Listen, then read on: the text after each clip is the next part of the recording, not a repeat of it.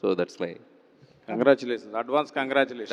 Thank you అండి. అనిల్ గారు sir ఇక్కడ యా సార్ షౌకత్ అలీ ఖాన్ తప్పు నా వైపు ఉంది కాబట్టి తలంచుకెళ్తున్నాను, అదే నీ వైపు ఉంటే తలలో తీసుకెళ్ళేవాడిని. సార్ ఇది మ్యాచ్ చేస్తాం కొంచెం బాగుంది, అది ఇంకా ఎనర్జీకి చెప్తే అదిరిపోద్ది. చెప్పాలి సార్. చిరంజీవి గారు సార్, చిరంజీవి గారు సార్ డైలాగ్ కోసం చార్జ్ చేయవచ్చు సార్. సార్ అందరూ అడిగేదే రెగ్యులర్గా కాకపోయినా అనిల్ రావుపూడికి ఎలా సాధ్యపడుతుంది? ఎందుకంటే ఎవరు ప్రమోషన్కి రాని నయనతారని ఎయిర్పోర్ట్ నుంచి కార్లో తీసుకొస్తూ ప్రమోషన్ చేయించారు. మిగతా డైరెక్టర్లు అయితే చాలా బాధపడుతున్నారు సార్. ఇంత ప్రమోషన్ ఎలా కుదురుతుంది, అనిల్కి ఎలా ఇస్తారు అని ఎలా కుదురుతుంది సార్? వాళ్ళకి ఏం చెప్తారు వాళ్ళకి? అలాగే చిరంజీవి గారిని సిటీ బస్ ఎక్కించారు, అది ఎలా సాధ్యపడుతుంది, ఎలా చెప్తారు, ఎలా కన్విన్స్?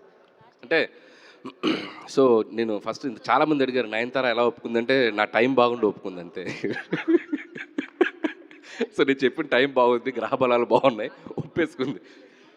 సో అదొకటి. అది కాక కాన్సెప్ట్ అమ్మాయికి బాగా నచ్చింది. సో అది అయింది. ఇకపోతే చిరంజీవి గారు గుర్రాన్ని ఎక్కించాం, గుర్రం పట్టుకున్నారు ఆయన, స్కూల్ బస్ అంటే సాంగ్లో ఒక ఫ్లాష్ బ్యాక్లో వచ్చే పాట ఇది. అంటే ఒక ఫ్లాష్ బ్యాక్ అంటే పెద్దది కాదు, ఎలా వీళ్ళిద్దరు కలిశారు అనే ఒక చెప్పే కథలో వచ్చే ఒక బ్యూటిఫుల్ సాంగ్.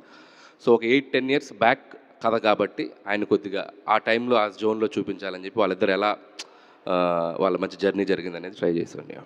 సార్ చిరంజీవి గారి టైమింగ్ అద్భుతంగా ఉంటుంది, అలాగే వెంకటేష్ గారి టైమింగ్ కూడా అద్భుతం. వాళ్ళిద్దరం టైమింగ్ని మ్యాచ్ చేసినప్పుడు ఎలా ఉంటుంది సార్?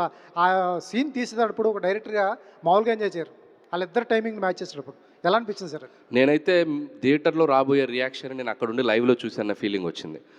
నేను క్లాప్స్ కొట్టేసి చప్పట్లు కొట్టేసి వీలైతే ఇద్దరిని హక్ చేసేసుకొని భుజాలు కొరికేసి గిల్లేసి గిచ్చేసి, నా లవ్ చాలా చాలా క్రూయల్గా ఉంటుంది. సో వెళ్ళిపోయి ఆ ఇద్దరిని పట్టేసుకొని, అంటే తెలియని స్పేస్ ఉంటుంది. చిరంజీవి, నేను వెంకటేష్ గారి దగ్గర ఎంత ఫ్రెండ్లీగా మూవ్ అవ్వగలిగానో చిరంజీవి గారి దగ్గర కూడా అంతే ఫ్రెండ్లీగా. ఆయన నిజంగా అనిపిస్తుంది అంత పెద్ద లెజెండరీ స్టార్, మెగాస్టార్ అయినా మనకి అంత కోఆపరేటివ్గా అంత ఫ్రెండ్లీగా కలిసిపోయి ఏదో ఫ్రెండ్లీ స్పేస్లో ఉండడం అనేది నేను చాలా షాకింగ్ అనిపించింది. సో ఆ వైబ్ నేను ఎప్పటికీ మర్చిపోలేను. అండ్ షూటింగ్ స్పాట్లో వాళ్ళిద్దరితో కలిసి మేము ఒక 10 days పనిచేసాం చిరంజీవి గారు, వెంకటేష్ గారితో. నా కెరియర్లో, నా లైఫ్ టైంలో ఆ 10 days every moment, every second నేను ఎప్పటికీ మర్చిపోలేను. సార్ చిరంజీవి గారు నచ్చితే ఒక లుక్ ఉంటుంది, సీను నచ్చపోతే ఇంకో లుక్ ఉంటుంది. ఎప్పుడన్నా రెండు చూసారా? అస్సలు ఈ సినిమాకి ఆయన every minute, every second enjoy చేశారు. నిన్న వెళ్తూ కూడా షూటింగ్ స్పాట్లో లాస్ట్ వర్కింగ్ డే ఆయన మనసులో మాటలు మా అందరి ముందు, యూనిట్ ముందు చెప్పారు. అది నేను రికార్డ్ చేసి పెట్టుకున్నాను కెమెరాలో, మన సినిమా కెమెరాలోని. ఎంత బాగా ఆయన ఈ జర్నీని ఎంజాయ్ చేశారనేది చాలా చాలా హార్ట్ టచింగ్ అనిపించింది మా టీం అందరికీ. అండ్ ఈ ఎంజాయ్డ్ ఏ లాట్, అది మాత్రం చెప్పగలను. సార్ మాతో జర్నలిస్టులు అందరితో చిరంజీవి గారి డైలాగులు చెప్పించారు.